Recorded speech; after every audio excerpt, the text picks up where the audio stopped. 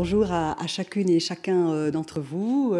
Bonjour Madame la directrice, chère Alexandra, docteur, Madame.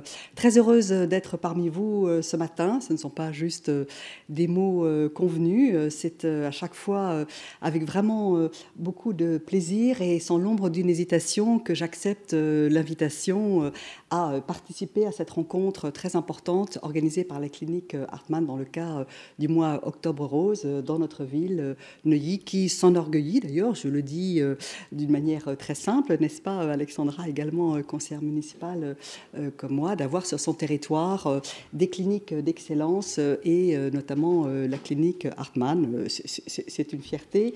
Et donc tout ce qui peut contribuer à, très modestement de notre part, augmenter le rayonnement et la diffusion des savoirs et des connaissances qui sont ici pratiquées et accumulées me semble être tout à fait essentiel. Et bien évidemment, dans le cadre d'Octobre Rose, les actions de sensibilisation et de prévention du cancer du sein, les actions de propagande, littéralement, j'ose le mot, parce que c'est ainsi qu'il faut puissamment déployer nos instruments, les instruments que la société peut avoir à sa disposition pour augmenter le nombre de dépistages du cancer du sein doivent être poursuivis et amplifiés. Et j'ai toujours estimé que c'était mon rôle de représentante de la nation, de femme, de mère de famille, que d'apporter très, très modestement, très humblement ma petite pierre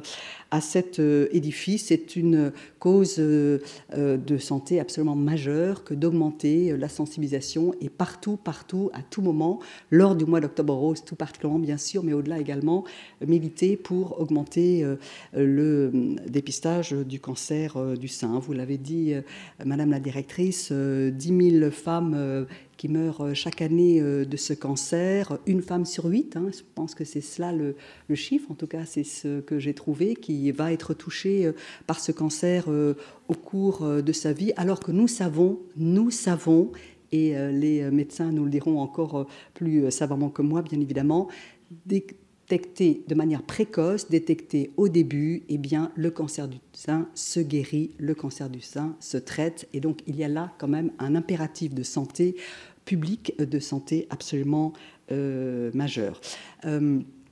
Ce que je voulais dire également, c'est que la cause du cancer du sein et du dépistage et de la prévention du cancer du sein chez la femme âgée me semble devoir être effectivement particulièrement promue et mise en lumière. C'est peut-être effectivement un angle mort qui a trop longtemps été toléré. On sait très bien à quel point, à partir de 50 ans, il est vital, littéralement vital, de pratiquer tous les 2 ans la mammographie. Nous savons également que parmi les conséquences graves, et nous verrons les effets à moyen et long terme de la pandémie et des différents confinements, le retard, l'oubli, le recul des différents dépistages, et particulièrement de la mammographie, sont susceptibles de produire des effets délétères. Mais par-delà donc les effets délétères et inquiétants qu'il peut y avoir en raison des retards, des décalages, il est urgent effectivement également de lever les préjugés, je reprends vos mots, Madame la directrice, les idées reçues, les angoisses qu'il y a autour du dépistage du cancer du sein chez la femme âgée. Je ne veux pas me lancer sur le terrain glissant de savoir à partir de quel âge exactement on est âgé, pas âgé. En tout cas, plus le temps passe, plus j'ai tendance à considérer qu'après 70 ans, on n'est pas encore âgé. Mais enfin, ça, c'est un autre débat. En tout cas, pour ce qui me concerne, je ferai tout ce que je peux faire pour effectivement partout porter la voix d'une ardente obligation de dépistage du cancer du sein à partir de 50 ans, à 60 ans, à 65 ans, à 70 ans, à 75 ans, tant nous savons à quel point la recherche médicale, les progrès de la médecine, les savoirs accumulés nous permettent quand même de porter une espérance de guérison, une espérance de rémission, et tout cela ne doit pas être laissé de côté. Toutes les chances doivent être saisies. Nous avons la chance ici dans cette ville de Neuilly, ici dans ce département, dans la région, mais aussi globalement dans notre pays, d'avoir quand même une excellence une recherche, un savoir, des praticiens extraordinairement compétents, extraordinairement affûtés. Ce sera certainement décliné tout au long de la matinée. La recherche médicale, le traitement progresse incroyablement parce qu'il y a dans cette matière-ci, comme dans d'autres types de traitements du cancer, eh bien, une excellence, un génie français qu'il faut vraiment reconnaître, qu'il faut saluer. Mais pour cela, il faut non seulement être croyant, je dirais, mais il faut également être pratiquant et donc plaider pour la prévention et le dépistage précoce et régulier, vraiment régulier, pas plus de 2 ans d'écart entre 2 mammographies, pas plus de 2 ans d'écart.